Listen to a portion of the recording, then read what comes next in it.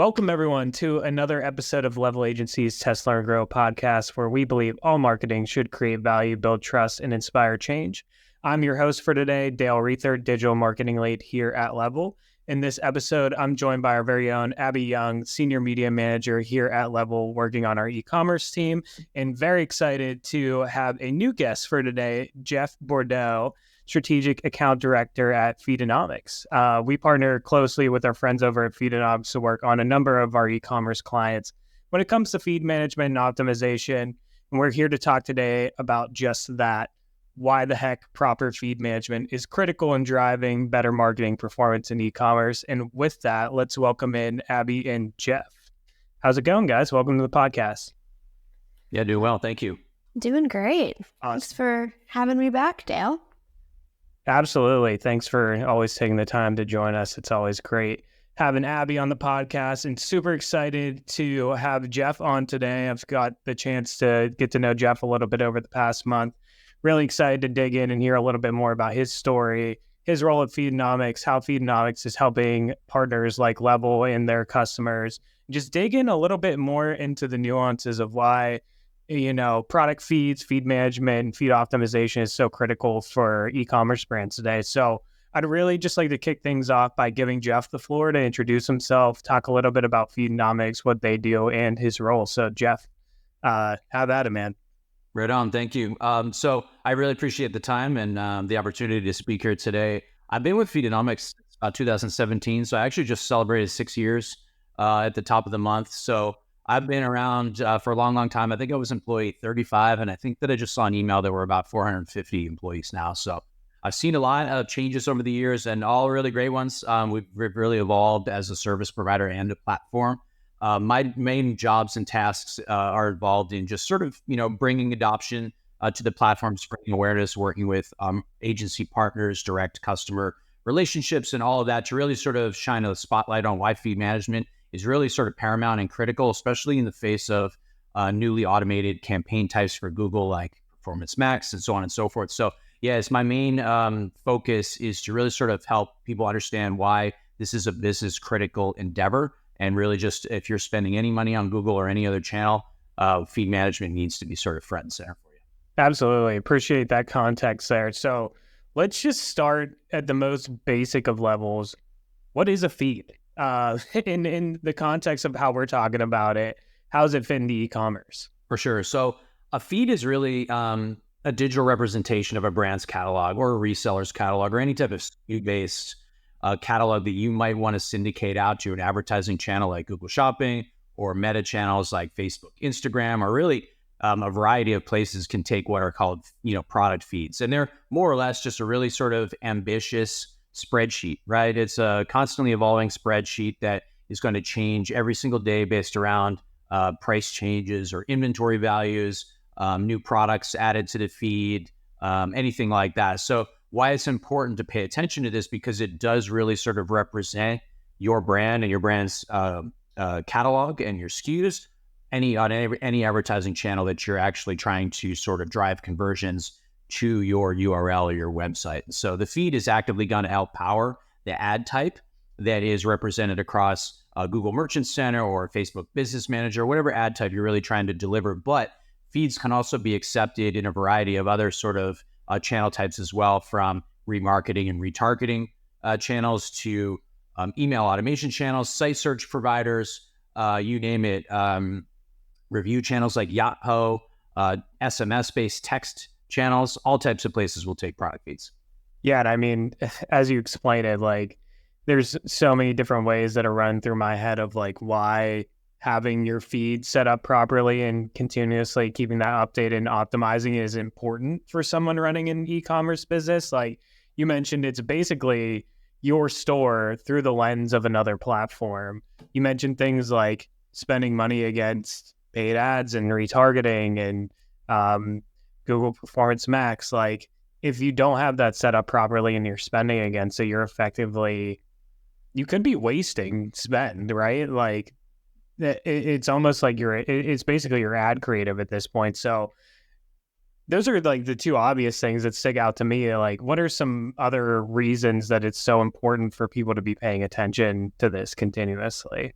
Yeah, it can definitely be really risky. I think that anytime, and I say this all the time, is that anytime that you're throwing money at Google, you don't want to leave anything to the imagination of Google, right? So your catalog is basically your baby, right? You want to nurture that. And when you present that, it's like an offering to Google, right? We all have to sort of play that game. So it's going to be important for us to all sort of recognize how we're presenting that catalog to these channels. And so Google is going to expect a certain data structure that's going to be a little different from Facebook, right? So there's also an understanding that we have to have in terms of what is the anticipated sort of feed or file structure that is going to be relevant and going to aid in search friendliness and a lower cost per click rate. Those are all sort of main considerations that we want to sort of embrace when we think about feed management. And so, by and large, really, we want to pay attention to, brand name in the title and, sort of how the title is structured, establishing a standardized naming convention, but also sort of falling, in line with any other type of requirements that are made by the channel, like Google product categories. It's a taxonomy that they use to help really sort of index your catalog at scale. And if you're not providing them with the relevant information in regard to that particular field within the feed, then you're making them sort of like guess at it. And as I mentioned before, anytime your money's at stake, you definitely don't want to be messing around with that type of stuff. Yeah, especially as Google continues to go more and more in an automated direction. We saw a lot this being very, very prevalent with the switch from Smart Shopping to Performance Max last year. About this time, I think August was the official full switch. And we definitely, in some of our clients who the feeds were not optimized for those Google product categories, we definitely felt the burn of not having them there correctly, which is why it's so important to not only have it set up correctly, but make sure it's continuing to update correctly and make optimizations to it. Another piece that is really important for feed optimization, it is a really technical and tech-based task and way of working. However, it also is very human-based. So if you're thinking about product titles, you're thinking, like you said, Dale, that they're essentially ad copy. Well, what ad copy is going to speak to what type of person on what platform? How they might look at a product on Facebook is going to be different than how they expect to see it on Google. Ignoring anything algorithmically, just talking from a human perspective, it's going to be different. But obviously, it's also going to be different algorithmically as well. But it's just a piece that Feedonomics is really good at helping bridge between. It makes it really easy to make those changes and test those changes for your audiences, which, as we know at Level, we're all about testing anything, including feeds. Yeah, it's interesting. Jeff mentioned, it sounds like the technical setup is different between all these different platforms. And then you also have to consider what are the creative components that need to change in between those. Sounds like that's really a place where people can go wrong. Is that right? What is that a place where people often make a mistake? And if not, or even if, what are some other places that people tend to, misstep when it comes to setting these feeds up?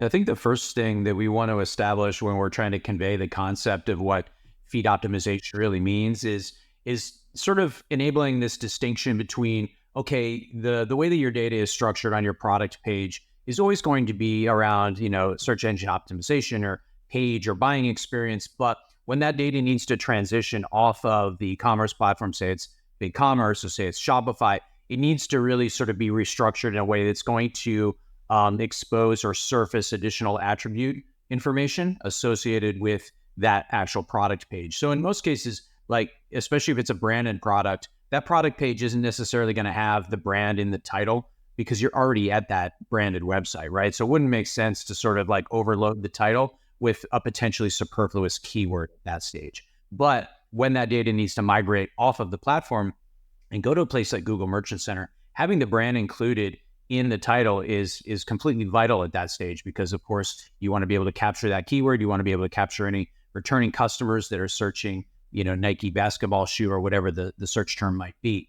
So that's one of the big distinctions that I think a lot of people get wrong is that they just kind of presume that they can take all of their raw catalog data as it exists today from their product pages and just sort of throw it out in the wild and hope for the best, right? So that's, I think, one of the biggest things that we want to make sure that everybody takes away from this. If you're a huge brand, or if you're just someone starting off, it's definitely understanding what keywords you want in your title for search is going to be critical. And most of the time, those keywords are not in the title on your product page, especially as it relates to variant level data like size, color, age group, gender, material, and things like that.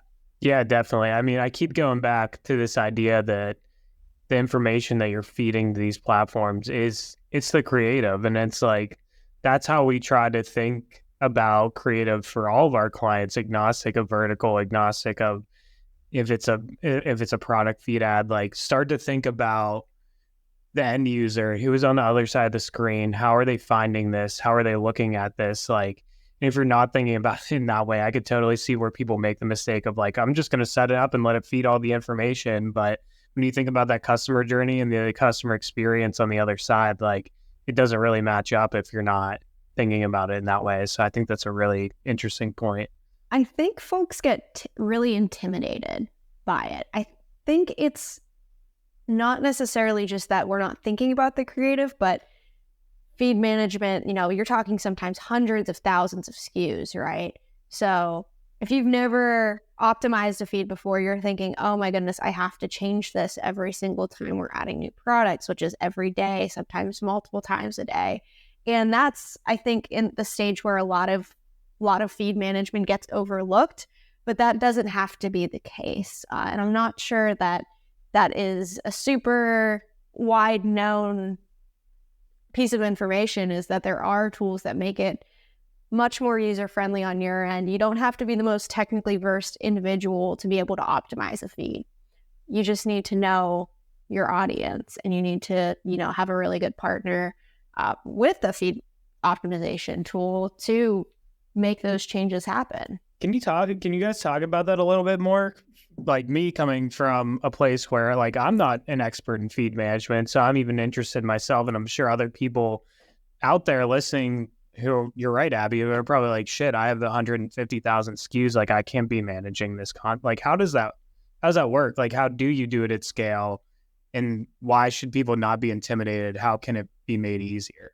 There's a couple of different ways to look at it. I think that you could always make the argument too that big feeds have specific big feed problems, but it doesn't necessarily negate the fact that even if you've got a feed of 100 SKUs or even 50 SKUs, that you really want to pay attention to the quality of that data that's going out, right? Because in essence, big feeds are going to have just sort of scale issues, right? How do we sort of make the appropriate manipulations to 10,000 SKUs for this one particular business rule, and then let the others, do something else?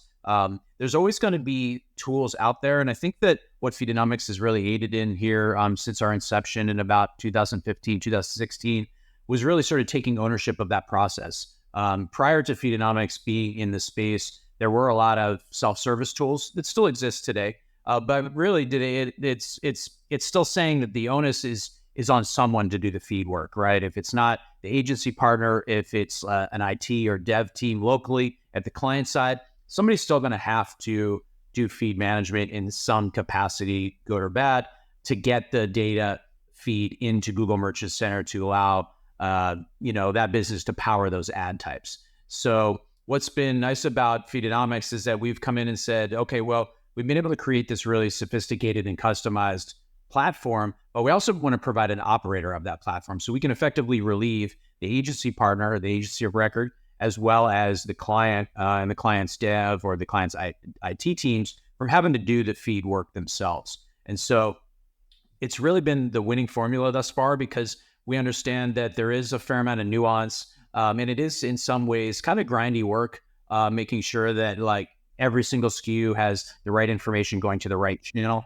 And so our platform has really sort of allowed us to sort of do that at scale. I do believe that if you hear the story or the sort of the origin story of Feedonomics, it was created to help with scale and to manage one of those platform or one of the businesses that does custom products. So they have 100,000 SKUs, 100 million SKUs, because they've got user-generated designs coming in and all types of stuff that really spins out the feed. If that makes sense.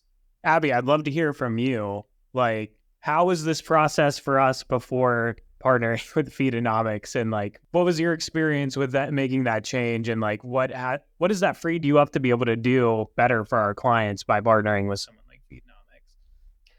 Yeah, I mean, we talk about hours spent as an agency quite a bit, and what Feedonomics has allowed us to do is, instead of spending 5-6 hours digging into the feed issue ourselves, trying to fix it, hands on keyboard, it allows us to kind of, like Jeff said, offload that onto the Feedonomics team, where they're probably going to be able to, number one, do it a lot faster, and number two, probably not make as many mistakes as we might do as we're trying to learn how to manually do it ourselves. So the first thing is client hours. And those hours then can be spent on other projects, other pieces of media management, other conversations with the client around strategy, media buying, really anything that you want to invest those hours into. So that's the first piece of it. The second piece is it is a lot quicker.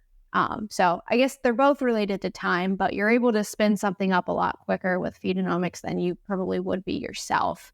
So it's allowed us to make the changes and then learn from them in a faster process.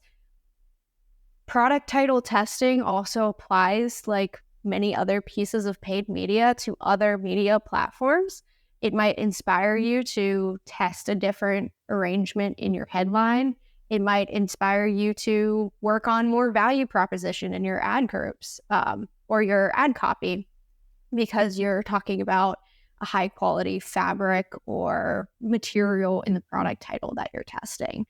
It's really limitless on how much you can take from the optimizations that a feed management partner allows you to do. But the biggest ones are time, and then also it might be a little corny to say, but say inspiration from, just the different small changes that you can make that not only make an impact in those places that you're testing it, but also in your media strategy in general and tactics. Yeah, totally. What I'm hearing is like it frees up your time to do more work on the strategic thinking and less on the technical and sort of the more nuanced work that it takes to manage a feed on a daily basis, which, reminds me a lot of what's happening in the world right now as it relates to AI and automation. I know that's the hot topic everywhere right now. And I know that this wasn't something we talked about prior to the episode, so we don't got anything here to say Dale Keg rocks, but like, Jeff, what are some of the ways that like you're seeing AI and automation affect like the feed management industry? I'm curious to hear if there's anything new that has come out that's really impacting that space. Yeah, it's funny you say that because, yeah, indeed, AI has been like a hot button topic and really polarizing depending on who you talk to. But we've actually had an AI component to our platform in place for about 2+ years now. And it's really related to Google product categorization. And so we've gotten to the point where we've dealt with the Google product category taxonomy enough over the years that our team was able to assemble basically like a categorization engine where we can feed the AI any type of title and it'll spit out a probability in terms of, okay, this is the appropriate segmentation used for Google Shopping's taxonomy. And so to be clear, that is the only thing that we actually leverage the AI for. But yeah, we could see that evolving in other ways. I do think that it's still, our AI component still has like a human QA layer over top because there are things that might screw up the AI, like bundles and sets and things like that. There are going to be SKUs that, have bundled items, so there's a variety of SKUs in that one title that might trip up the AI a little bit. But yeah, that's what we're seeing to be very, very strong. And that's allowed us to really accelerate our sort of onboarding timeframe in terms of taking feeds from their raw state and having them optimized and up in Google Merchant Center sooner. So that used to be a very sort of manual hands-on approach. But since the AI has been in place, it's been really, really strong in identifying and providing a lot of clarity around how these segmentations need to be associated with a client's catalog. Yeah, that's awesome. And PSA to everyone out there, always have a human QA layer whenever you're using AI. Do not just push things out there that an AI has generated. it's not at that point yet. We want to have that human layer still. But I mean, just like everything, like helping you to get the better ideas faster and save time and to be able to spend on the strategic thinking. And Abby, sorry to cut you off. Are you going to add something there? You're good. One of my favorite quotes is from one of our client contacts, and it is, artificial intelligence is not yet outpacing human intelligence. So it is, like you said, it's so important just to make sure you're double checking, but it's also so important to be utilizing AI to make your life easier. Like anything though, it's new, so you want to check on it. But I was going to ask, speaking of AI, any initial readings on Bard and shopping titles involving Bard yet? I know it's still pretty new, but I was curious. Not me, actually. No, that's all new information to me. I haven't heard anything about that. Optimizing, like whenever, so if people are asking for, I want to shop for basketball shorts, we'll just stick with that product. Through Bard, like optimizing, getting product information into the AI responses. Yeah, I'm curious on how that's going to develop over the next couple of years. It's still pretty new, so there's not a ton of information out there. Right now, Bard is using more free listings, which are still being populated through a product feed, to be clear. So it's still very relevant to making sure your feed is up to date and healthy. But it's something I'm sure we're going to be seeing more and more of, specifically in Google and in Microsoft. So just curious if there's any inside scoop yet. I know it's very new, but I don't know. I had to ask. Yeah, you sound more plugged in than I at this point. It's definitely going to be something that marketers are going to have to start to solve for. I've even seen, like, did you see that Snapchat integrated ChatGPT into their platform? Now you have like your own personal, they call it like your AI. But they started to do like sponsored. Yeah, exactly. But they started to do like sponsored links within the responses of there. And like, I think at some point soon, there's going to be some layer to this where we're going to have to learn how to optimize for how AI chatbots are responding to people's questions, like about products and like where they can shop for things. It's just going to be a whole new layer to like almost like search, but it's like, I don't know. It's going to get crazy, I think, but it's going to be something we're going to have to figure out here pretty soon, I think. Yeah, I agree. It's coming. We're going to just have to see how it actually shakes out once it's here a little bit more. Our CEO is very passionate about AI and AI updates, Jeff. So we are all very attuned to anything with the latest AI updates, specifically for Microsoft and Google. So it's a very much one of Level's focuses in the next couple of years here. Oh yeah, the AI task force has been assembled here at Level, so it's coming for sure. But I'd be interested to see how it starts to, like, that's a really interesting point, Abby. Like, we might have to have Jeff back on. I was going to say next year, but the way AI is moving, it might be faster than that, just to talk about 3 weeks. Yeah. Yeah, seriously. To talk about an update there. But I'd like to bring it back to Feedonomics, Jeff, give you the opportunity just to talk a little bit more about, what do clients typically come to you with? Like, what's usually the first thing that you do whenever a new client comes to you to help with their product feed? And, if someone wants to start working with Feedonomics, like how should they go about that? Yeah. So I think that as with most things in life, a lot of times people don't address things until they're broken. Right. And so what we'll do is we'll oftentimes field inquiries from brands and our agency partners with, potentially something that's wrong. A lot of times it's maybe a supplement company that is having problems with banned and monitored pharmacy terms that they're using. And Google doesn't like any sort of claim-based narrative keywords and things like that. And so we might need to work with them to address those terms. Sometimes there could be other disapprovals that are happening. And then sometimes it could be performance-based as well, right? Because of disapprovals or because the feed is, being pushed through potentially like a Shopify plugin or something like that.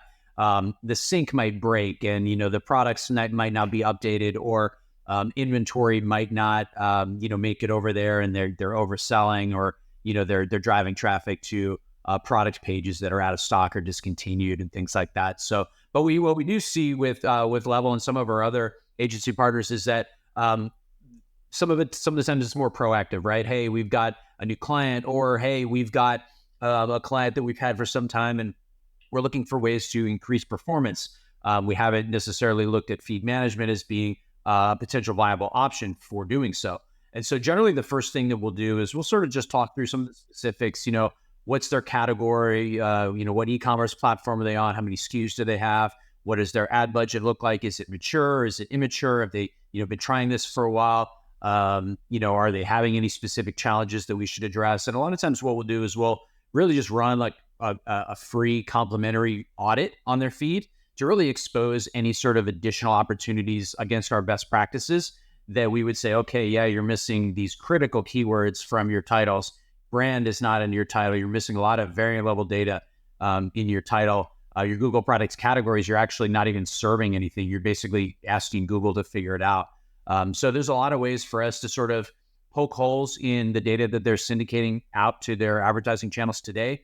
But it's not all doom and gloom. We're always sort of about showing the light at the end of the tunnel in terms of, hey, this is the way your data looks today, but it could look like this if we were, using some of these best practices to include these keywords and to make these adjustments. And what's nice about our program is that it's not really like a set in stone future state, right? It's kind of always open-ended based off of any type of experimentation that you might want to employ, A/B testing, control groups, anything like that in terms of flip-flopping between different naming conventions, potentially slotting a brand name at the end of the title or the middle of the title to find additional sort of exposure there as needed.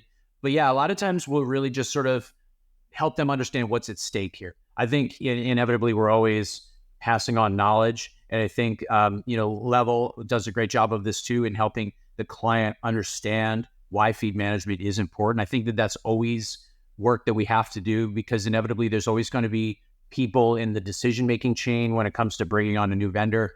Do they really understand what feed management is, right? So we try to sort of break down those walls, and the audit that we do use has a lot of sort of informational slides that talk about why feed management is business critical and all that type of stuff. So yeah, I think the audit for us is always the best first step to sort of expose where the opportunities lie and really what's at stake, especially if, they're spending $100,000 a month, let's say, on ads.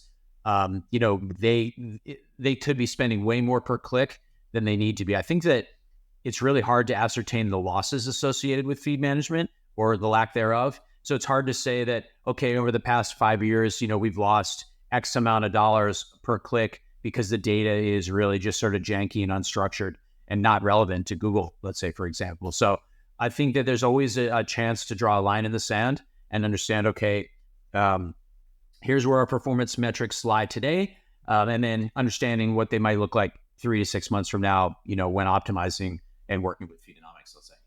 Oh, I was just going to say it's more to me like the conversations I've been in with the feed audits.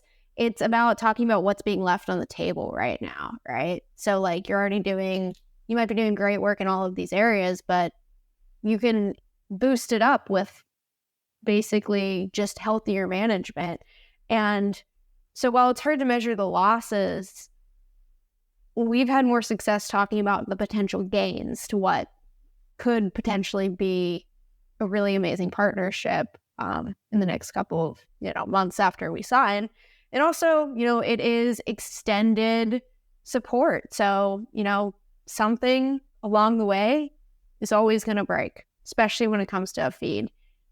It's a lot more helpful when you've got a whole team behind your back of experts whenever that happens to jump in and fix it quickly. It's about peace of mind as well. So that's how the conversations have kind of gone from my perspective is, look at how much more you could be doing on top of what you're already doing. Well, yeah, so I think data security is another thing too to mention here as well, because inevitably there's the SKU count in the product catalog is going to evolve, right? Especially if it's like an apparel, fast fashion retailer that is adding seasonal collections. And so we have a lot of protocols as well where we can identify new products added to the feed, as well as identifying sort of any type of logic or thresholds that we might want to employ as it relates to inventory and availability. So we're not sending out ads for SKUs that are potentially out of stock or been discontinued or reduced based on availability. But absolutely agreed.